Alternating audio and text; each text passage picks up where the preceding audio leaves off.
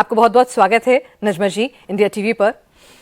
आपने तो राजनीति के कई दौर देखे हैं। अक्सर इतने सीनियर नेताओं की जब किताबें आती हैं तो तूफान लाती हैं, तो आपके पन्नों में भी बहुत कुछ तूफानी छिपा है।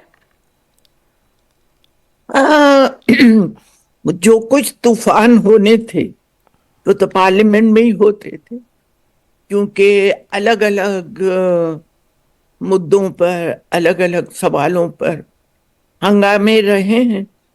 और उस हंगामे को मैंने न सिर्फ अपनी आंख से देखा है, बल्कि उनको झेला भी है।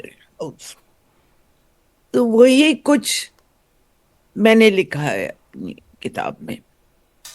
नजमा जी, जो आपकी किताब को हमने जो पढ़ा, जितना भी हम थोड़ा थोड़ा पढ़ पाए हैं, उसमें आपने जो सबसे पहले सवाल, चाहे वो खिताब हो नहीं उसके अलहदा भी, एक सबसे पहला सवाल जो जहन में आता है किसी भी व्यक्ति के, भाई एक ऐसी शख्सियत जिसने इंदिरा गांधी का दौर भी देखा है, राजीव गांधी का दौर भी देखा है, एक पक्की सच्ची कांग्रेसी, फिर ऐसा क्या हो गया कि आपने पार्टी ही छोड़ दी?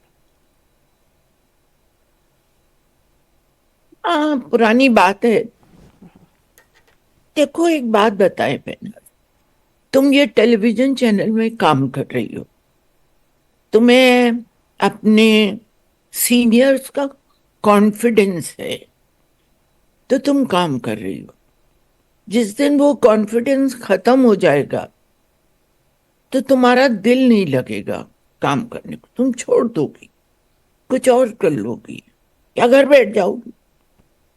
तो सवाल जो तुम्हारे लीडर्स हैं या तुम्हारे साथ में हैं, अगर उनका कॉन्फिडेंस ना हो तो ये बेहतर है कि छोड़ देना चाहिए।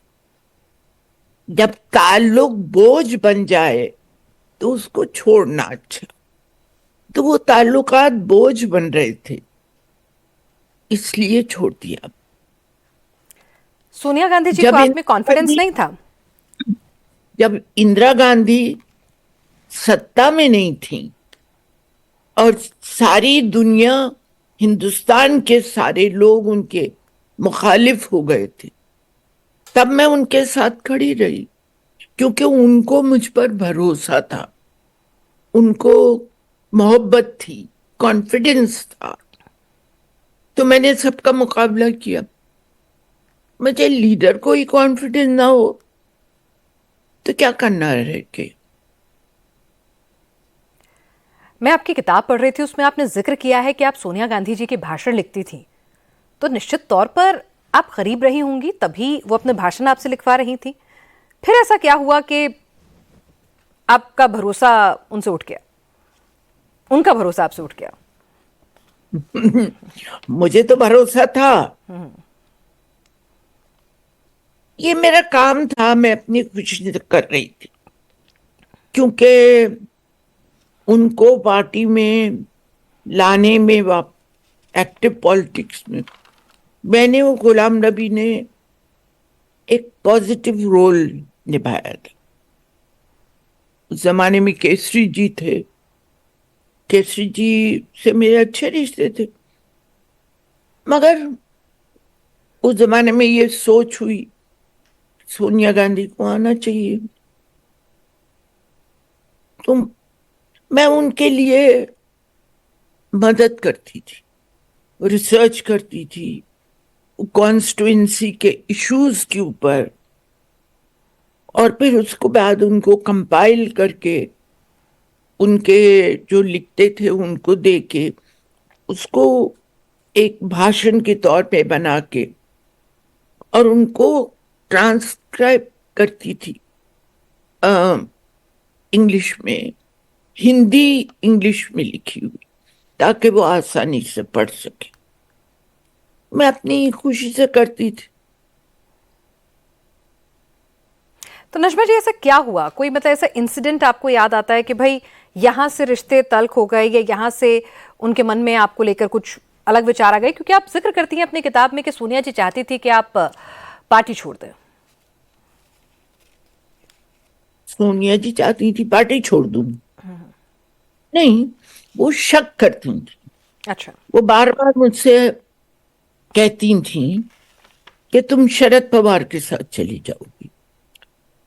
मैंने कहा क्यों जाऊंगी, जब इंदिरा गांधी तकलीफ में थी, जब राजीव गांधी ऑपोजिशन में थे, तो मैं छोड़ के नहीं गई। अब क्यों छोड़ूंगी? और इत्तेफाक देखिए कि मैंने तो नहीं छोड़ा ना, मैंने शरद पवार को ज्वाइन नहीं किया, उन्होंने ज्वाइन कर लिया। तो ये कॉन्ट्रडिक्शन है ना। और मेरे दादा ने जितना अगर नेहरू जी या सरदार पटेल ने देश के लिए कुछ किया आजादी की लड़ाई में, तो मेरे दादा ने भी किया। मौलाना आजाद ने पाकिस्तान की डिमांड जिन्ना की, उन्होंने जिन्ना साहब के खिलाफ काम बोला। और हिंदुस्तान में 12 साल अहमदनगर जेल और दूसरी जेलों में उन्होंने गुजारे।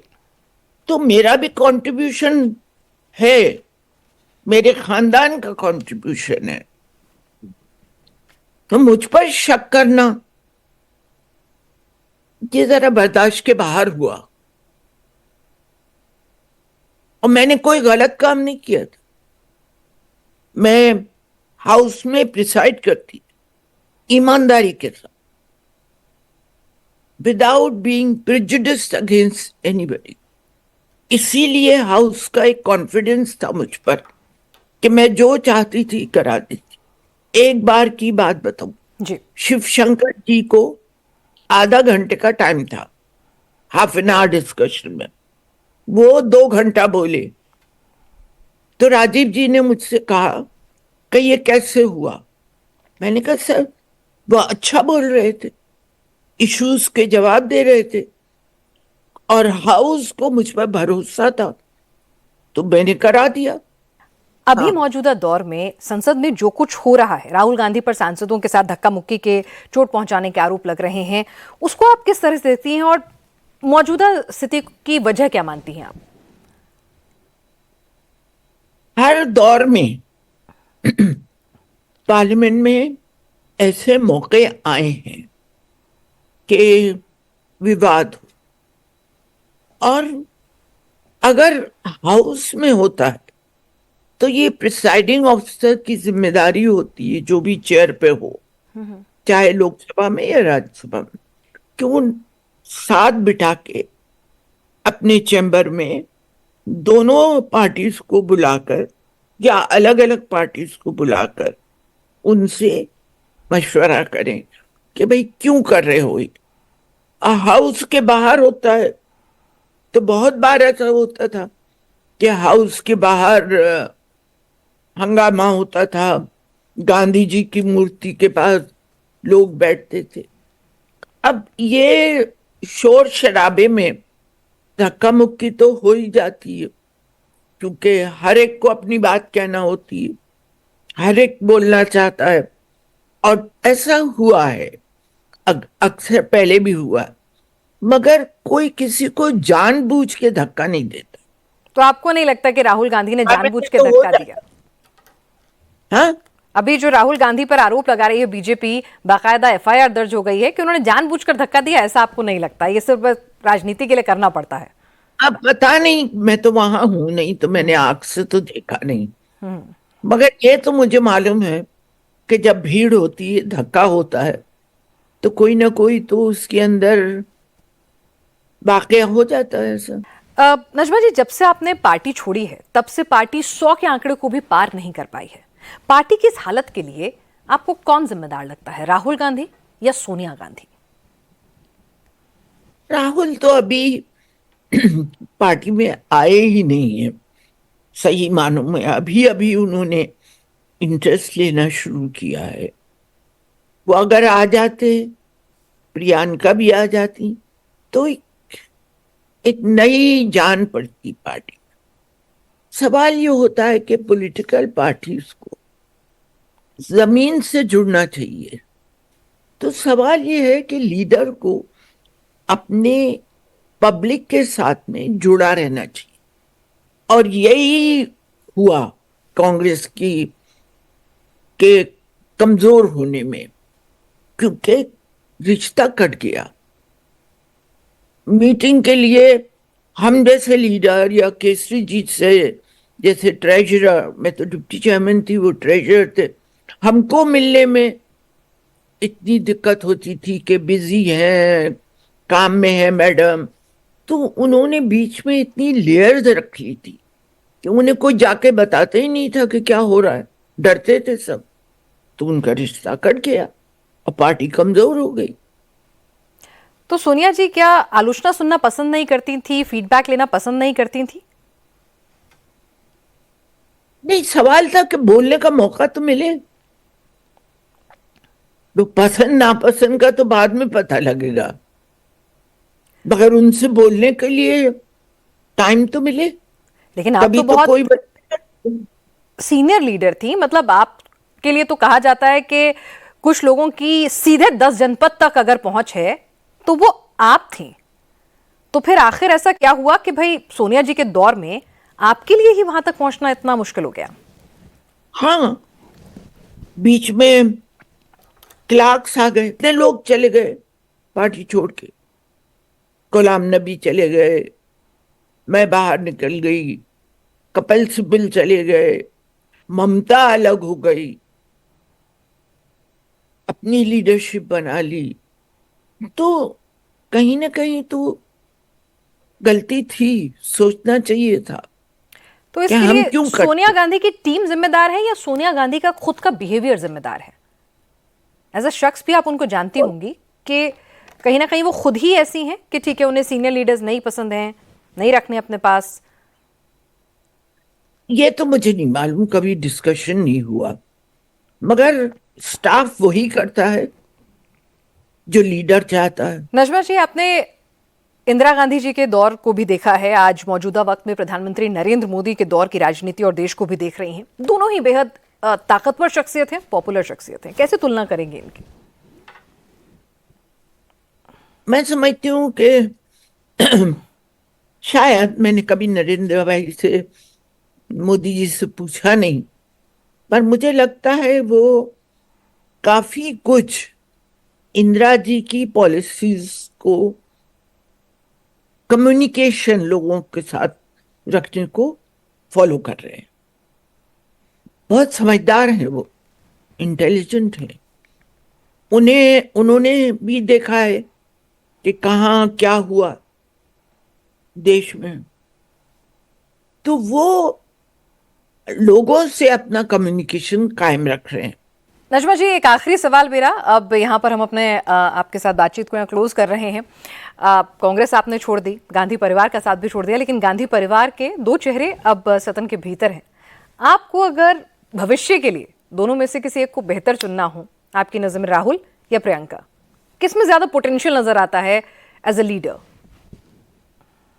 देखो, मैंने गांधी परिवार छोड़ा नहीं है अच्छा। परिवार के तौर पे। पॉलिटिकल पॉलिटिकली मैं अलग हो गई पार्टी वाली, पर जो मेरे रिश्ते, मेरे फैमिली के रिश्ते थे, तस्वीर है मेरी नेहरू जी के साथ, मेरी ग्रैंड मदर के साथ, इंदिरा जी के साथ है, मेरी बच्ची की है।